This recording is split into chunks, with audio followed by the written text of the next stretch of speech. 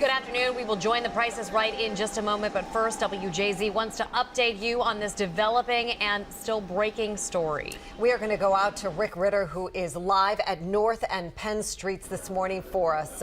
Rick. Well, Jess, Mary, some say parts of this area look like a war zone. Damage that's just surreal, really hard to take in. Members of the community have been out here all morning trying to piece things together. And I'm standing in front of the CVS that was all over national news yesterday. If you walk with me a little bit, I'm going to show you some of the damage inside. Obviously, the store was broken into, looted, and of course set on fire. I spoke with one woman this morning who literally broke down crying, saying, "This was my pharmacy. This is where I got my medication. This was close to my home. Now where am I supposed to go?" Really just a devastating scene. If we come over here a little bit, bear with us 1 second here, Jess and Mary. We're going to try and weave our way through traffic. I'm going to show you the scene here along Pennsylvania and North Avenue. Officer state troopers lined in tactical gear, a very strong police presence. They're not letting many people down there, really only people with the media and people who live back there. And this is the scene that we've been seeing all morning long. The governor and mayor were both out here surveying the damage themselves. Take a listen to what they had to say. Things got out of hand last night. We're going to make sure it doesn't happen again tonight. We're going to bring order back to the city. We brought assets from all state agencies in here. We're trying to clean up the streets. We got great support from community volunteers out here doing the same thing. So we've made some progress since the peak last night, and we're going to continue to build our strength and continue to work as hard as we can all day to make sure that that we bring peace to the city and that law and order is restored. I can't guarantee you that we won't have people trying to run wild, but I can assure you that they're going to be met with a lot more resistance than they were last night. We're going to have more manpower on the street to try to make sure that the citizens of Baltimore City are safe.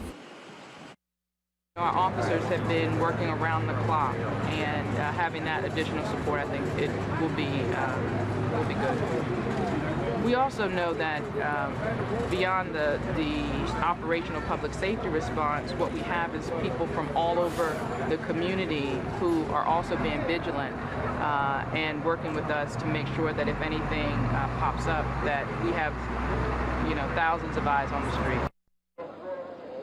And the mayor said there were more than 200 arrests. And back out here live along Pennsylvania North Avenue, again, looking at these officers, a lot of people wondering, where was this presence yesterday at times? We didn't see this, but obviously a much different story now that the National Guard has been brought in. So again, very strong police presence out here, and I expect we're going to be seeing that for not just most of the day, but most of the week. Jess, Mary, back to you guys on TV Hill. All right, Rick, thank you so much. We should also mention that Security Square Mall is closed today as a precaution. And WJZ now has the latest on the cleanup this morning from the riots. The mayor's office says nearly 200 arrests have been made. 15 police officers were hurt, and there were 144 vehicle fires, 15 structure fires as a result of the rioting, including the church structure, the senior care center, Southern Baptist Senior Care Center that was just being built. All of this began yesterday afternoon and continued into the early hours of the morning. We're going to take another live look at the scene at Pennsylvania and North Avenue. We know that Governor Hogan is now meeting with faith and community leaders. He started that at 11. He will be addressing the media today at noon. Just a volatile scene. We're still waiting, as you are at home, to see what's going to happen next. Yeah, we'll bring that press conference to you live at noon. Thank you for joining us. Continuing coverage on WJZ.com, and please stay with us here at WJZ.